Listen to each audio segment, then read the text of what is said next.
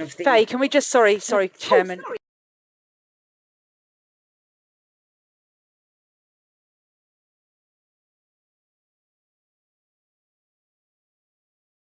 Okay, I'm off. Thank you very much, and apologies to everybody for the late start. But good evening. I'm Councillor Faye Gooch. I'm chair of the Democracy and General Purposes Subcommittee. No, it's a proper committee in its own right. I'm pleased to welcome you to this remote meeting of this committee. Will be broadcast live and recorded for playback on the Council's YouTube channel, and this will include the instant messaging. Will anyone else be recording the proceedings? It's just so that we're aware that it's happening. I will note that actually sometimes people do, but I haven't heard anything, so I'll continue. My role as chairman will continue. The responsibility for managing the meeting has been temporarily assigned to the Democratic Services Officer, Miss Parfitt. Miss Parfitt will not steer the debate. She will merely assist in implementing the remote meeting protocols, produce the minutes, and provide procedural advice as required. Members are reminded that instant messaging will be visible to all those viewing the meeting and must only be used by members to indicate their wish to speak. Can I now ask the clerk, please, to take the attendance register and read out the list of members who will confirm their attendance by saying present. Thank you. Thank you, Chair. Good evening, members. So we've got Councillor Mrs Blackmore. Present. Councillor Chapeltay. Present. Councillor Mrs Gooch. Present. Councillor Hasty. Present. Councillor Joy. Present. Councillor Lewis. Present. Councillor Perry. Present. Councillor Pearl. Present. And Councillor Webb. Present. Thank you, Chair. That concludes the attendance. Excellent, thank you. We made it from the previous briefing. Can I now ask you to please read out the list of officers present? Yes, so this evening we have with us Patricia Narabor, who's the Monitoring Officer for item 15. We also have the Head of Policy Communications and Governance for items 14 and 16, and we have the Democratic and Electoral Services Manager for item 16. Lovely, thank you very much. Item 1 on the agenda is no apologies. We haven't had any, everybody's here. Is that right? Yep, I'll take that as a yes. We have no substitute members therefore. So item 3, urgent items. There are none this evening. Item 4, notification of visiting members, please. Are there any visiting members this evening? Yes, Councillor Gooch. Councillor Martin Cox is just here. I will only be here for about half an hour. I have an AGM to go to, but if I may reserve my right, that would be lovely. Thank you. Lovely, thank you. Nobody else? Yes, Councillor Kimmins? Councillor Cox here, item 16. I wish to speak. I might reserve my right at the time, but I'd like to have the chance to speak if I need to. Rightio, Ashley, thank you. Disclosures of lobbying. Councillor Bryce, sorry, I think there's a few of us here. So, Councillor Bryce, reserve my right to speak on any item. Thank you, Councillor Bryce. I'm sorry I didn't see you on screen there. Thank you, glad to have you here. Okay, to move on to disclosures of lobbying. Sorry, Faye. So, Chairman, that's Councillor Wilby also on my item 16.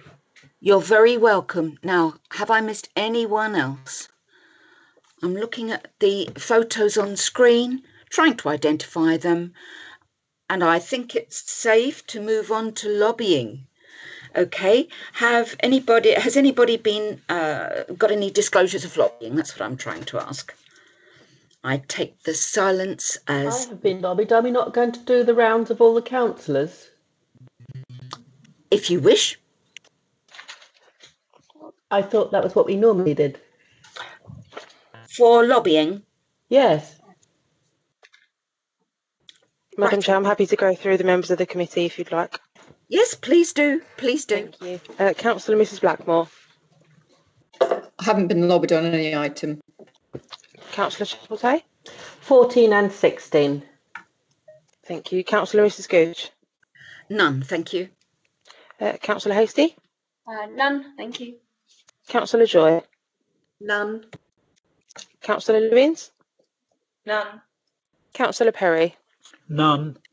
Councillor Pearl, None. and Councillor Webb. None. Thank you. That concludes the lobbying. Thank you very much. Any items, whether or not they should be taken in private? We have no Part 2 papers, so therefore I intend to take all items in public. Is that agreed, members? Agreed. Thank you. Just before we go into the minutes of the meeting held on the 2nd of September, given that we have a number of visiting members and given the briefing that we've just had, I suggest it would be helpful if we bring forward item 16. And in fact, I'd like to bring it forward to just after the committee work programme? Absolutely. I actually suggested that in the instant messaging to you a few moments ago. It's a very good idea. As did Councillor Lewis just before you. In that case, I owe you an apology because it would help if I opened up my IM message. In my speed to get to this committee meeting, I completely deleted all my flipping. Yes, we'll bring forward item 16 most certainly. Are you happy, Clerk, that we bring it just before the committee work programme, or do you think we ought to get the agenda sorted out first? Any strong views? No? Good. I'm going to take it after item 11 then, so that we can crack on. So going back to the minutes of the meeting held on the 2nd of September. Any comments? Yes, Madam Chairman. Please go ahead. Speaking. Please proceed. I wasn't listed as being present at the meeting, and yet under disclosures of lobbying, I am listed. So I'm wondering if they could just be altered to show me as present, please. Oh, yes. Could that be arranged, please, Ms. Parfitt? Yes, of course. My apologies, Councillor Blackmore, as well. I should have put it at all. Thank you. That's lovely. Thank you very much indeed. Apologies. I take it there are no petitions. Item 9. Item 10, we have no questions from members of the public, and neither do we have any questions from members to the chair. I'm hovering just to note that Mark Green is present for item 16. So let us crack on with item 16. Let's move ahead to that. And that is on page, for committee members, it's on page 27. So let's move on to page 27. And I'd like to ask Ryan O'Connell, would you like to take the floor, please? Good evening, members. I think I've been speaking to a number of you over the last hour or so, but I will briefly run through the report for the sake of the broadcast and for the public and for any members that weren't able to attend the briefing, and so that it could be presented for decision.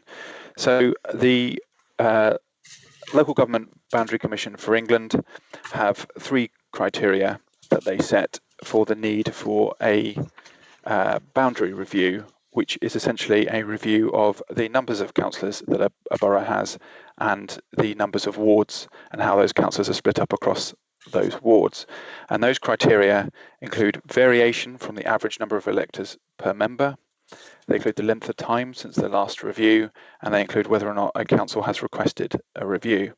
And Maidstone Borough Council's current situation is that it meets 2 of those criteria, which are that it has sufficient numbers of wards that vary enough from the average, and it has 1 ward which varies significantly from the average, and our last review was 20 years ago, which meets the 14-year time limit that they have.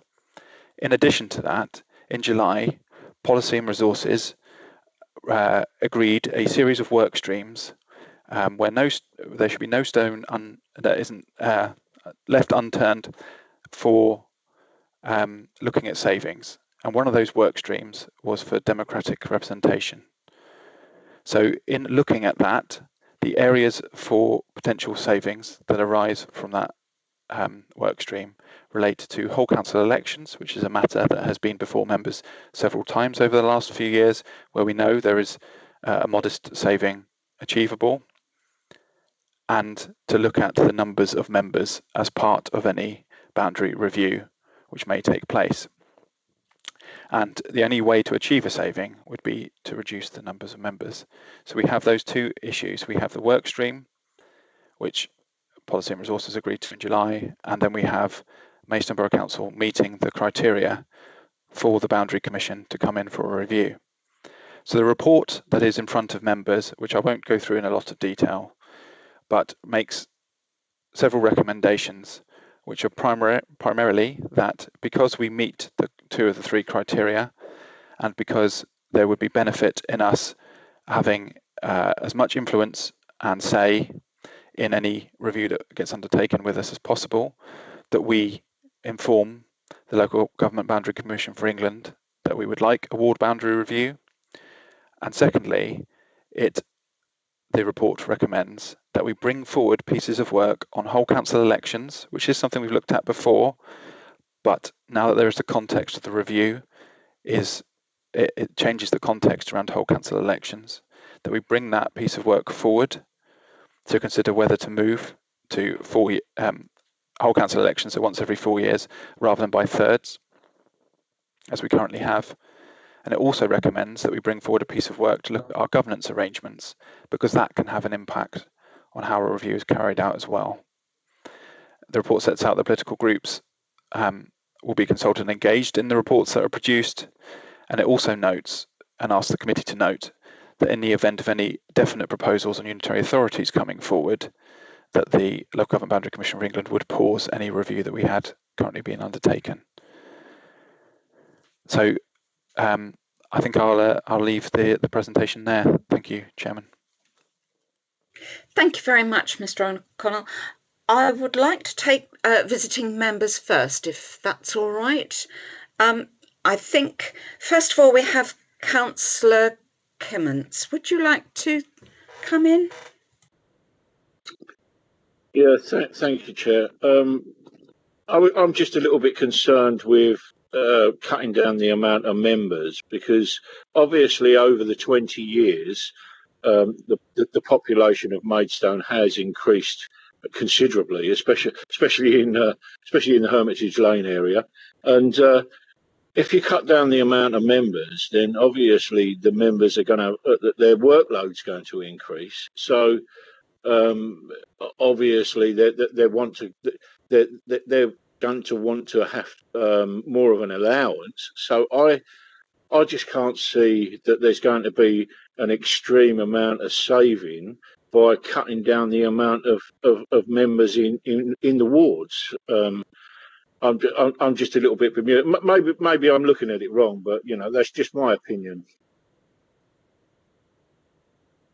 Thank you, Councillor Clements. I know that we would save somewhere between £60,000 and £80,000 if we reduced to roughly 40, but it's all in the lap of the gods, isn't it? Those decisions have yet to be made. The whole point is about the equality of our residents so that everybody has a chance to vote at the same time. May I take Councillor Cox next, please? Thank you very much, Chair. I just wanted to sort of point out a couple of things that that Councillor Kimmins has just said there. This is it will be about an equalisation of responsibility for councillors. At the moment, it's around, I think, about 3,500 per member, or somewhere around there. And I think as we grow as a borough, it is not prescribed how many people we are responsible for, but if we equalise the sizes of all the wards to 3 members, you would have a bigger area to look after, or a bigger number of residents. I think that is what is being implied. I have one direct question though. If we have a review, would we have to implement it, or could somebody challenge that review within the council? So would a councillor or number of councillors say, no, we don't want to implement what's been found out for us by an outside body? That's a general question, and if that could be answered by the officer, that would be brilliant. Thank you very much. Can you help, Ryan, please? Yes, absolutely, through you, Chairman. So the Local Government Boundary Commission for England are the ones who have the power under law to make the changes to a borough's wards. They are not under our own control. So it would be part of a long process that we would go through with them, which would involve councillors feeding into that process. So to pick up on some of Councillor Clemence's points around workloads and numbers of members, obviously there is a process to go through where the Boundary Commission would want to deliver what the council is actually asking for locally. So if the result of that review didn't achieve a reduction to 40 members, then it doesn't achieve a reduction to 40 members.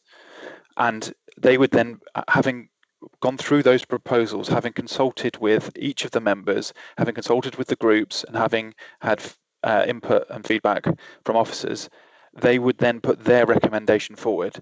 But there is no way of stopping that recommendation, because it would have been the culmination of the work that they have done with us, and it is them who would lay the order, then make the order for the changes to come in. So on the current timetable they're talking about, they would make that order in 2023, ready for May 2024 for the first round of elections under whatever new system they put in. So our influence, our ability to change what happens, our ability to talk about numbers of members and workloads and characteristics of communities and those sort of things, that all comes in during the main bulk of the 20 to 24 month process that we will be going through with the Local Government Boundary Commission. So we influence it from the inside, and then they would bring forward a proposal as a result of that. And there's nothing to do with the allowances, is it? That's not linked. That's a separate body as well. So yeah, there's also an independent panel that we have that looks at members' allowances. Remuneration. Yeah, so that they look at that separately, and they make recommendations, as they recently did to council. That's entirely a separate matter from numbers of members or wards or how they're split.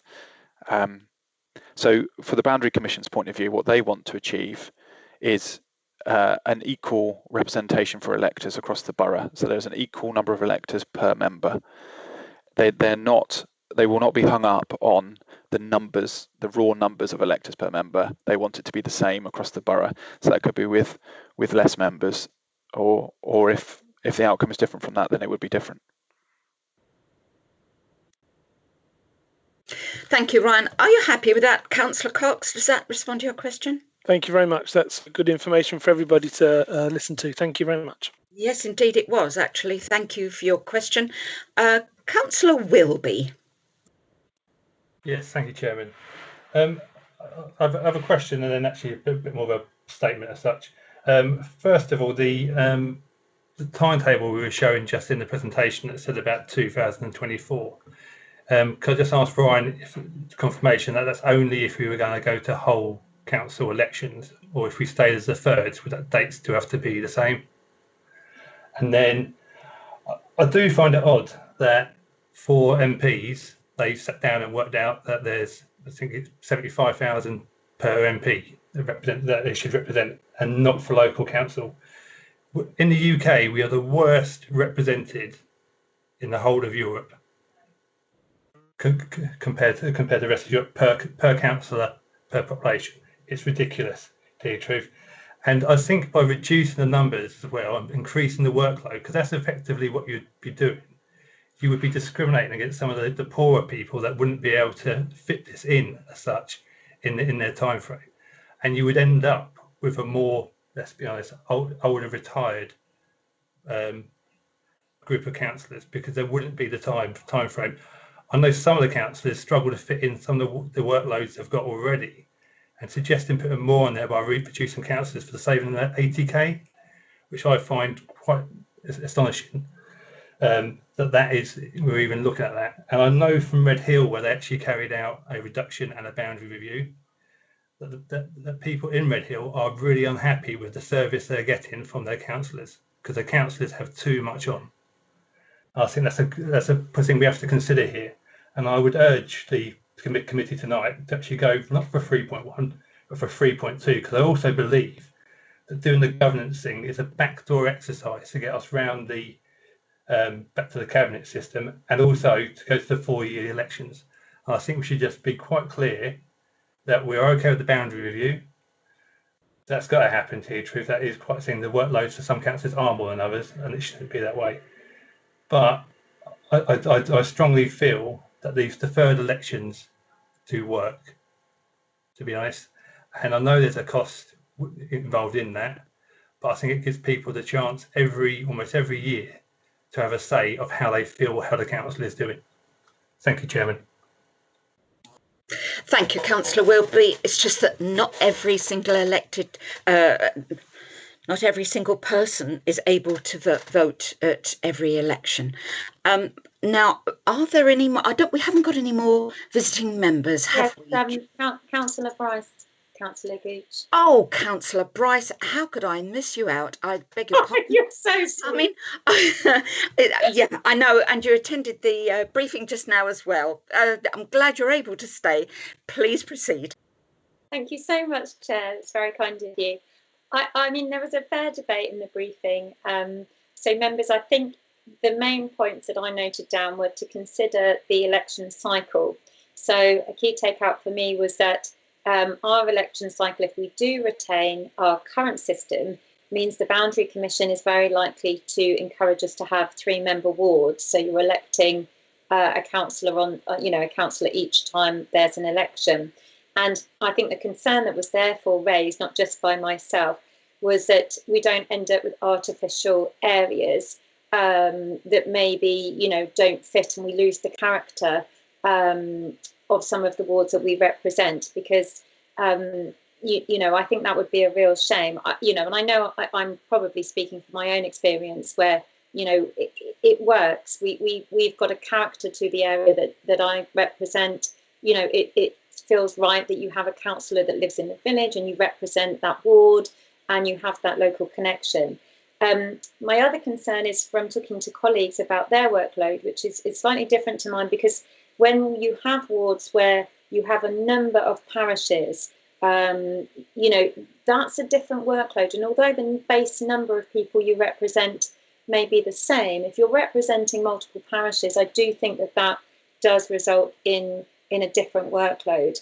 And finally, in the briefing, I was a bit concerned that this report is predicated on, well, it won't cost us any money if we reduce the number of members. So it's predicated on going down a route where we're saying, actually, by voting for this, you're committing to reduce the number of members. And I think that needs a slightly wider discussion, because the briefing's kind of occurring just on top of this meeting, and whether or not that needs a little bit more thought. In terms of that being driven by a comment of Policy and Resources to leave no stone unturned, well, actually, if the member saving is £75,000, if you're reducing by around 15 councillors, well, if you look at the total budget, actually, that's reducing it by 0.05. Well, my original calculation was 0.02, but it may be 0.05%. And I just wondered what that would be in the context of the total staff bill for officers and staff at MBC, and whether or not that does represent a significant saving in the context of the wider staffing bill, or actually if that's a relatively small proportion. I was going to come in there, Mr. O'Connell, just to say that I know that certainly over the 20 years we've had, I believe, 55 councillors, but the numbers of staff have diminished over that time, whereas the number of councillors has not. Yet certainly the number of residents has certainly increased considerably. Mr. O'Connell, did you want to reply to any of those points, or can you? Yes, I can do. So Councillor Wilby's original question was whether 2024 applied to whole council elections but not to elections by thirds. Actually, it's the other way round. The Boundary Commission look at our current arrangements as we literally have them right now, and that's where they've got the 2024 from. However, if we switch to whole council elections, they would take that into account, and they could aim for 2023, but they think that's risky, so they would actually still aim for 2024 regardless of which system we had. The point around that Councillor Wilby also made around whole council elections and governance arrangements, I think I need to be very, very clear that this isn't some Trojan horse for something else, and that I'm not offering, certainly at this stage, because we haven't even looked at at the reports to bring options forward. We're not talking here today about what those governance arrangements would be, or whether or not we switch between whole council elections or elections by thirds. Those are decisions that would, if this is agreed, would be brought to members to look at. And one of the important things is the point that Councillor Bryce raised, is that the context for whole council elections has fundamentally changed. I have been involved in several rounds of whole council elections being considered by members. It is not the first thing that I want to bring back to members to have considered yet again, but this is the first time in my time here at the council that we've had a fundamental shift in what whole council elections could mean, because there isn't a status quo with it now, where if we stay with elections by thirds and we have a boundary review, then there will be change. The wards will change. It's absolutely right that Councillor Bryce raises issues around characters of around areas, inputs around parishes, etc. That we need to feed those into the review, and that is why the recommendation is that we agree to a review, so that we can have as much influence and say over the timings of it, over the information that's going into it as possible, so that we can grasp it as the local authority and really get involved in the review and make sure it times as well as possible for us, and to make sure that members get to have their say. So this, I need to make it clear, in agreeing to have a review, members are not agreeing to reduce the number of councillors. Okay, that is what we were asked to look at as part of the work stream that Policy and Resources looked at, and that is an outcome that if we achieve a lower number of members, then there will be a saving associated with that. But there is a piece of work that takes place, I'm just checking the timetable, would take place from between May or June, hopefully June, because I don't want anything to go on in May with the elections, June to November. So from June to November is working with the Boundary Commission to develop council size proposals. That is where that determination would happen. So we're not determining that tonight. I have not tried to spring that onto members in the briefing beforehand or anything else. That is a piece of work that will take months to complete. So there is not some commitment being made by members here to a particular number of councillors. The point being made is that because Policy and Resources asked for us to look at this as part of the work streams for savings, in order to achieve a saving, we would have to have fewer councillors as a result of this piece of work. But as a second sort of reason and track to that, we are due a boundary review regardless. So it's about trying to take ownership of that process and bring it back to members in the right way, with further reports on the governance arrangements and whole council elections to this committee to make a decision. I think I've covered everything there. Thank you, Chairman. Yes, that's well emphasised, actually, Ryan. Thank you very much. I think that's all from our visiting members, unless... No, it's gone quiet. I can move on to our own members of the committee now. Just to let you know, first of all, I've got Councillor Chapel-Tay. Then I'll be hearing, or we will be listening to Councillor Lewis, followed by Councillor Pearl, followed by Councillor Blackmore. So may we start with Councillor Chapel-Tay, please.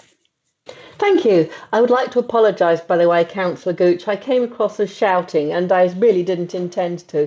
I installed a keyboard to solve one technology problem and I seem to have created another. Not at all. Please carry on. So, in looking at the summary report and also hearing the comments in the previous briefing and from the visiting members, there are some very strong arguments in favour of this, and there are some arguments against it as well. If I try to summarise the arguments in favour, one, we have a democratic deficit, and we owe it to our residents to ensure that their votes count equally. So I think that's a very, very good reason for doing this anyway.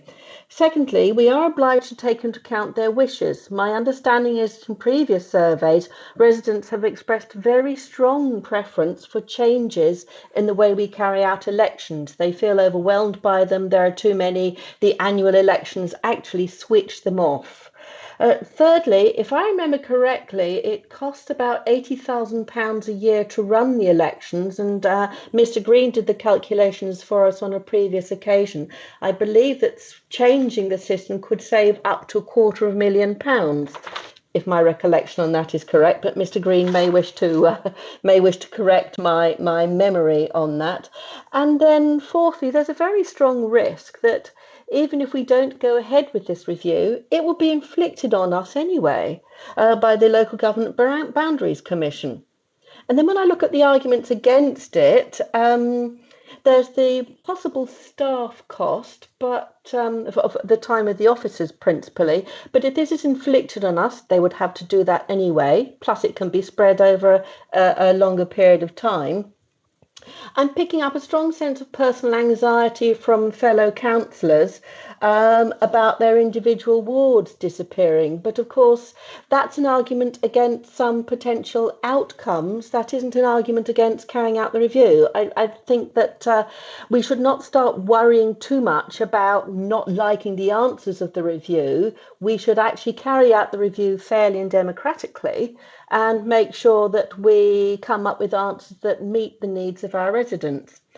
I've heard the argument that the cost of the council's allowance might go up, but that's entirely dependent on us. So regardless of how many councillors we have, it's up to us to decide what that allowance is. We don't have to hand out any more if we have fewer councillors. For that matter, if we have more councillors, we don't have to reduce it either. And bearing in mind that this could be inflicted on us anyway, I can't really come up with a good reason to not go ahead with this. That's all. Thank you. Thank you very much indeed, Councillor Chapeltay. Next, I have Councillor Lewis, please. Thank you, Madam Chair.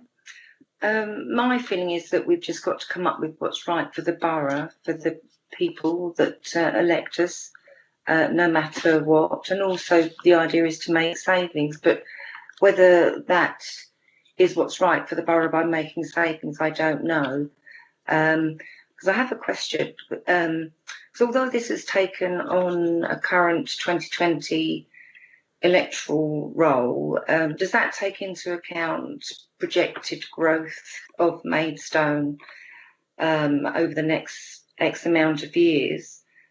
And also, would we, by the growth, would that mean that we'd end up needing more councillors and therefore not making a saving whatsoever? Thank you. Thank you very much. I'm sorry, I'm having trouble with my mouse this evening. Thank you for that, Councillor Lewis. And now it's Councillor Pearl, please. Sorry, I'm having trouble here with the machine. Yes, Madam Chairman, I've got 3 points, although I suppose the third one is a question. My first point is really to endorse what Councillor Bryce said about, the identity of, of certain villages and so forth. It's relatively easy when you're in the urban and suburban area. You could equalise sort of Bridge and Allington a little bit by taking those particular parts of Allington that they moved into Bridge last time and moving them back. Although obviously I prefer you didn't for technical reasons. The second point is a point that Councillor Wilby made, which I think is important, which is this thing about sort of, ease of participation by people, and it's not just a sort of an issue for low income people. I can assure people that there's at least one member of this committee, maybe two, who may indeed have difficulty running again simply because of if they're trying to run a business and you've got a council going on as well. It's dastardly interesting, and you do unfortunately have weeks where you don't actually do any billable work, which is not necessarily sustainable. If there were fewer councillors, that would just make it impossible for some people. I'm sure you'd all be sort of upset about that. So I really do think that if there's any sort of cost savings to be made, it can't come by a reduced number of councillors as notwithstanding the certain attractions of that route. My third point, and this is the question for Mr. O'Connell, picking up on a point that Mr. Wilby made about boundary review, yes, for yearly elections, no. Would I be right in thinking that if there's a boundary review, then the first set of elections that follow that would have to be all-out elections in the way that they were in either 2001 or 2002, after the last sort of boundary review we had here, or has that changed now? Through you, Chairman. Okay, so yep. So so there would have to be all-out elections once we've reconfigured the borough. The fact of the matter is that we will end up with change in some way in order to equalise the electorate, or if we stick with elections by thirds in order to have closer to uniform 3-member wards across the borough, there will be significant changes to boundaries and to how wards are set up, which will require basically a reset for the council in terms of its elections, so that there would be all-out elections that support that. Chairman, there were a couple of other questions that were asked. Shall I answer those now as well? Yes, please. And when you've finished answering those questions, I think it might be appropriate for Mr. Green to ask about to respond to questions about cost as well. I think Councillor Chapeltay mentioned as well. 1 or 2 other councillors have mentioned. Okay, certainly. So Councillor Lewis raised a question around whether the figures that we've used include future growth. So they don't include future growth for the purposes of calculating whether we meet the criteria or not. That's because that's the way in which the Boundary Commission set their criteria, and that's how they're calculated on the basis of current electorate. It is worth noting that the electorate does fluctuate and there is natural growth, but that is why they have these criteria and why they have a time period in which they expect boundary reviews to take place. However, as part of the review, there is a piece of work that we would have to do where we have to forecast future growth in order to try to sort of future-proof whatever shape of the borough would come out of that review. However that looks, we want to make it so it's as robust as possible and serves the electorate for as long as possible. I think that's covered those questions, so I'll pass over to Mark Green. Yes, yeah, thank you, Ryan.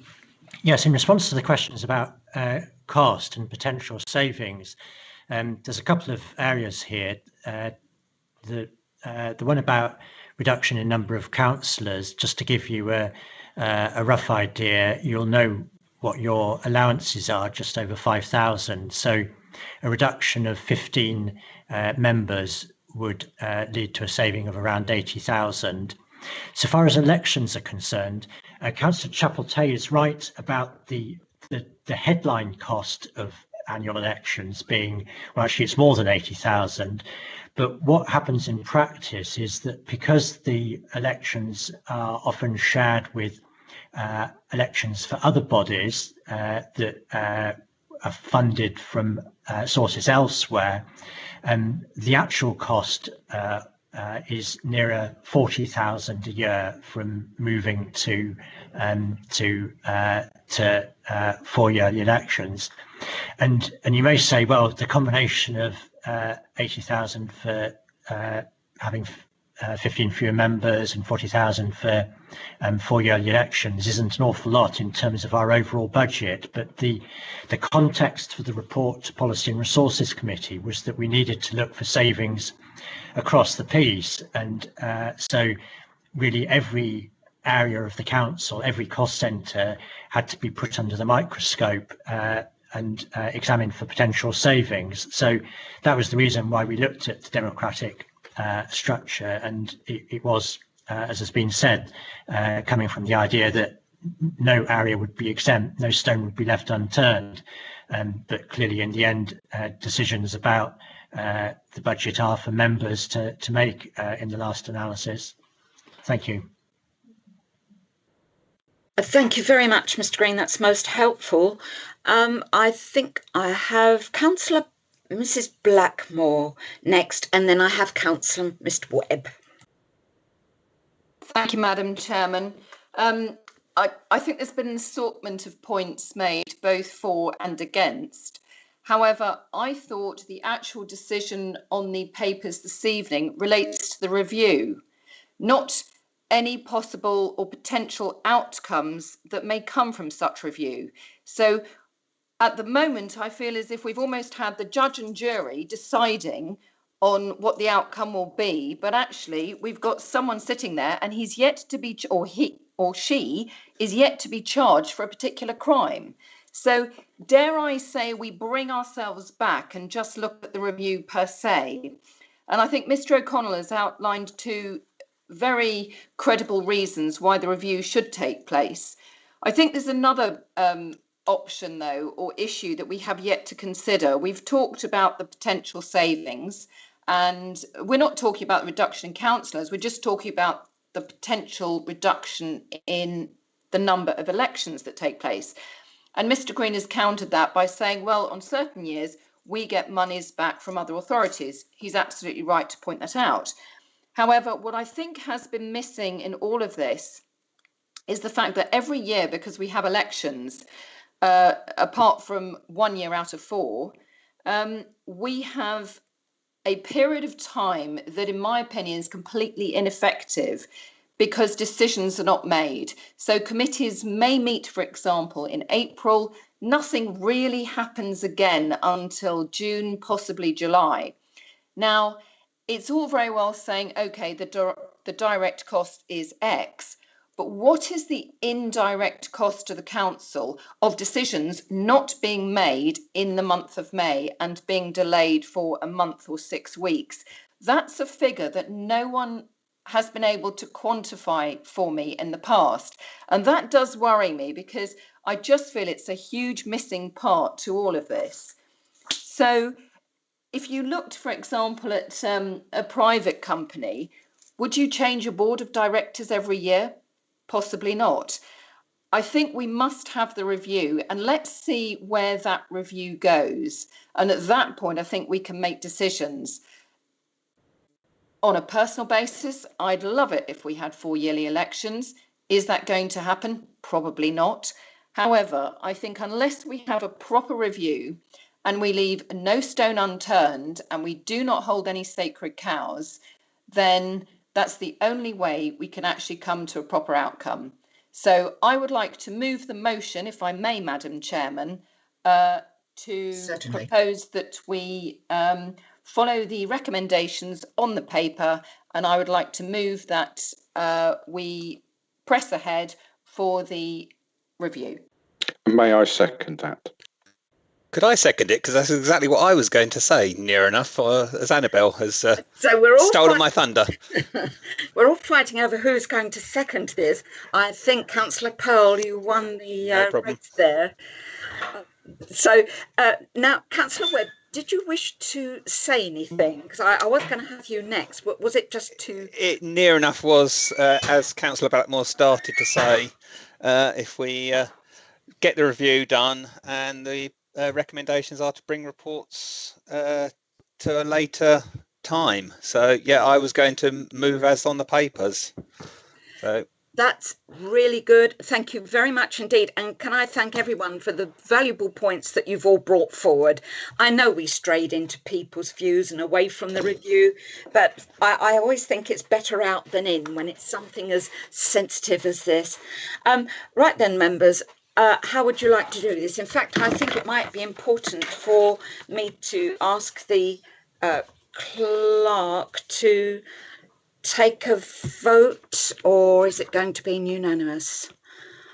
Is there a silence? Can I take it that we are agreeing to move forward? I'm agreed. Agreed. Agreed. Lovely. There's no assent, is there? Excellent. Thank you very much, members. Thank you for all the work that Ryan that's gone into this report and to your briefing beforehand. This is just the beginning. I know that. But thank you, members. Thank you to our visiting members. And we now need to return to, I think we found ourselves at item 12, which was the committee work programme. And I think that was on page 5. Yes, page 5. Any comments on page 5, or can we take the committee work programme as read? I can just move that it be noted. I take it that in the silence everyone's happy with that. Agreed. Jolly good. Item 13, reports of outside bodies. We don't have any. The councillor training update. That's interesting. Can I turn to Angela Woodhouse, please, to present this item? Thank you, Madam Chairman. Good evening, members. So this report follows the short survey that we carried out over the summer after agreement at this committee, I think in July, where we asked all councillors about their training needs and try and identify future training needs for this year. So options are set out at 3.1 in the papers, so page 9. So really just to highlight that because of the ongoing pandemic and we're back in a second lockdown, we are proposing that we continue with briefings and trainings virtually as we have been, and I would envisage if and hopefully when things change, we will move back to a mixed approach, judging by the survey responses, where a classroom style session come out top, but webinars are still quite well received, so that's where we're proposing to go ahead. We're pushing that there should be 2 topics added to the programme. One, training that could be delivered in-house on the Constitution and rules and procedures, as that come out in the survey as an area of interest for members. And the other one would be an externally facilitated, where we bring someone in to train you on questioning skills and social media, because they were another 2 topics that come out. We are proposing that we include some additional member briefings, or using the sessions you've already got, to look at a few topics that come out as areas where members would like more information, and they are housing and homelessness, the benefits system, community protection, local government finance, and the local plan, some of which I think will be covered anyway, but we thought it'd be worth highlighting that, and we can talk to officers about when that's appropriate and bring that back to you as part of the training programme. So I'm happy to take any questions members have. Thank you. Thank you, Mrs Woodhouse. Councillor Chapel-Tay, I have first of all. I promise to be brief. I just wanted to say thank you for carrying out such a comprehensive survey and a great and detailed piece of work. It's almost impossible to deliver good training and development very well in this environment, and I think you and your team are doing an excellent job, so thank you. Thank you. Amen to that.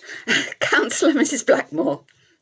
Oh, I'm so sorry. I said a question. Actually, what I wanted to do is just say, can we note the report and say thank you very much and well done?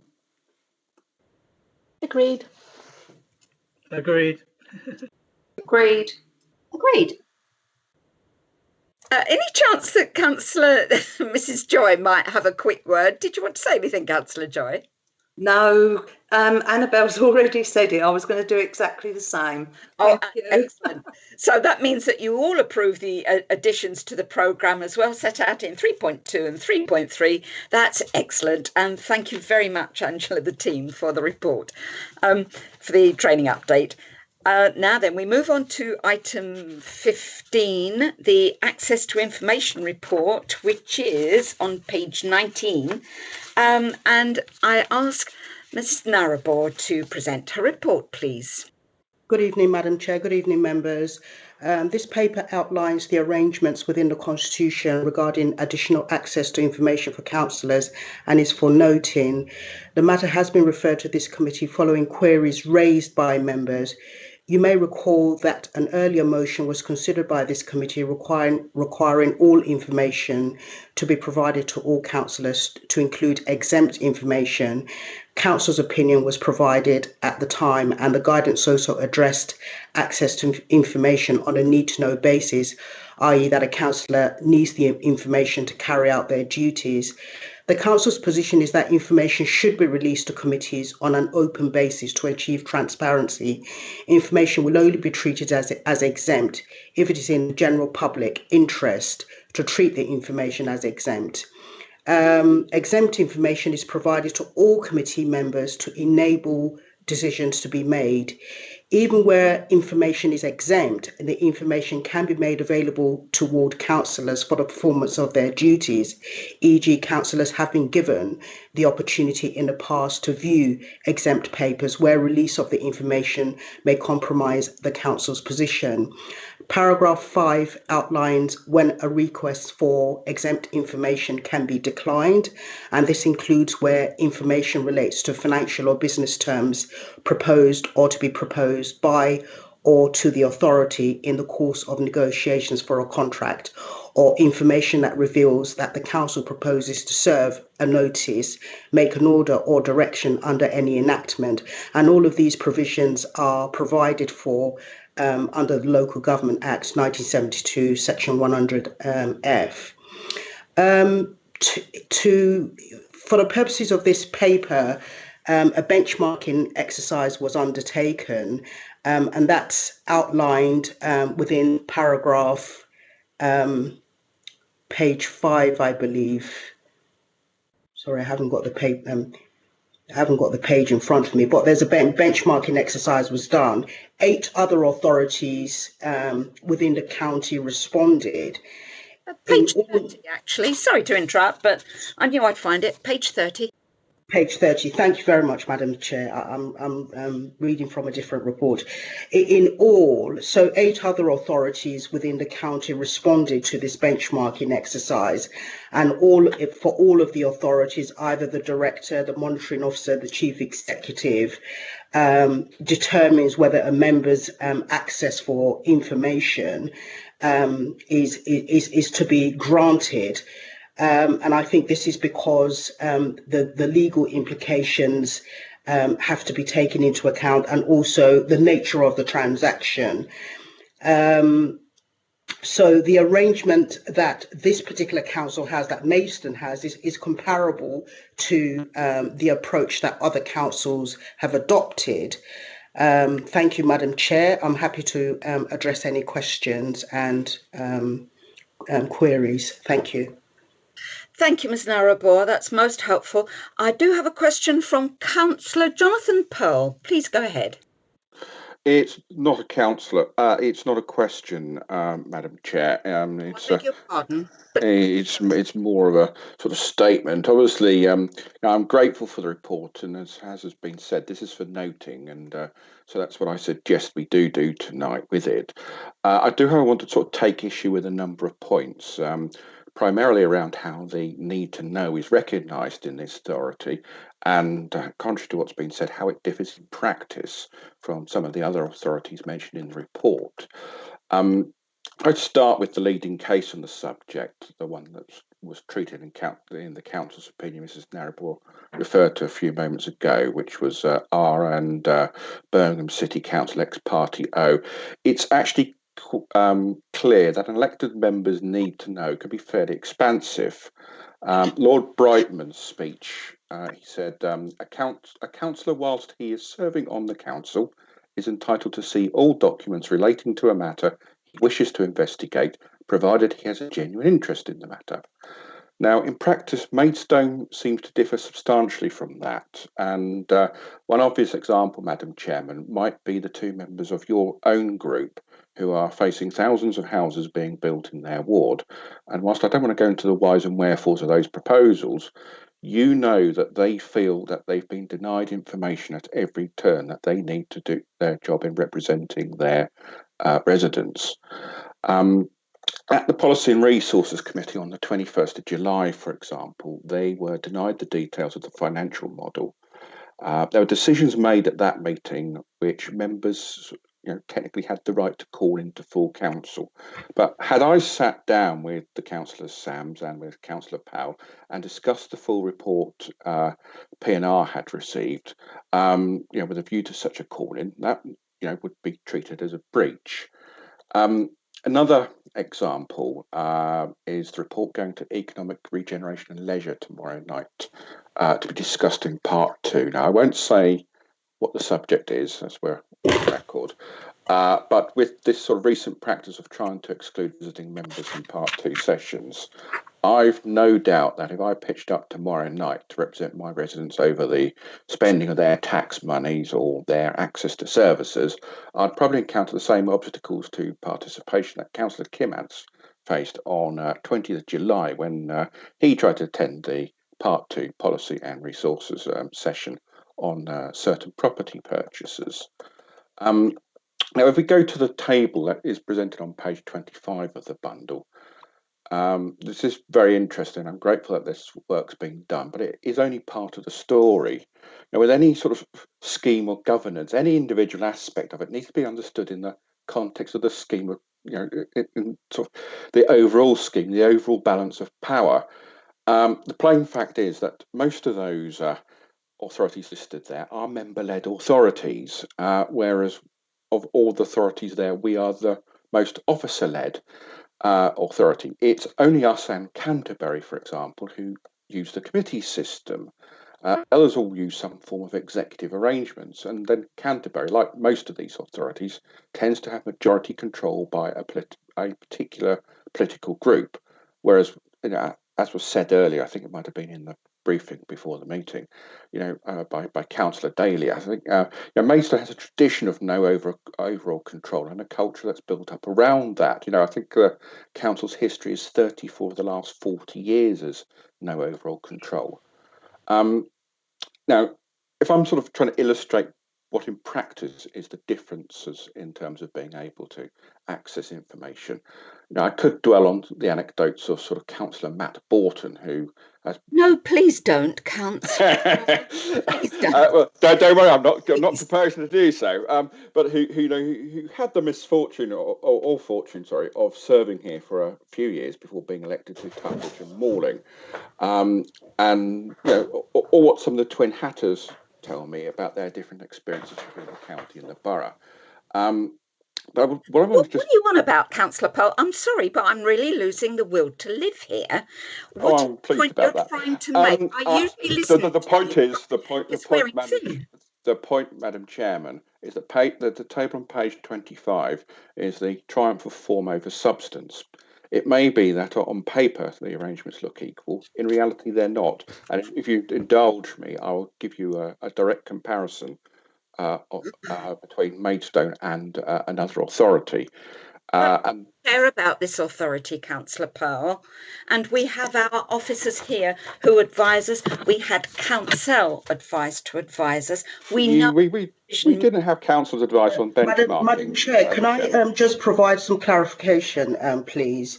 There was mentioned that members were not given exempt papers. The arrangements within the access to information procedure rules enables papers to be inspected. So where it is considered appropriate not to release the information in line with the statutory requirements, basically we officers do consider the request. And the papers can be viewed. And the member mentioned, Councillor Pearl mentioned that members were denied the papers. There was an offer for the papers to be reviewed, and I think they have actually viewed the papers. So I don't think access was denied on that occasion. So the situation has to be considered on the facts, and mention has been made regarding case law. Now, you have to take into account a number of cases and balance that against the statutory provisions. We've had comprehensive guidance from council regarding this issue. The grounds on which access, in the main, the council aims to meet the requests, but for particular reasons and particular circumstances is appropriate. And we try not to, you have members of mandated officers to try and keep information as public as possible. And in the main, that is done. And that's what the statutory provision requires. But where it's in the public interest to withhold information, then the council is obliged to do that and entitled to do that. But that happens very, very infrequently. Thank you, Madam Chair. this is jolly useful information, Madam Chair. If I may continue, you may recall 2 years ago that we had a scenario where this council and another council were engaged in litigation, and indeed you and I sat in the High Court and watched proceedings at one point.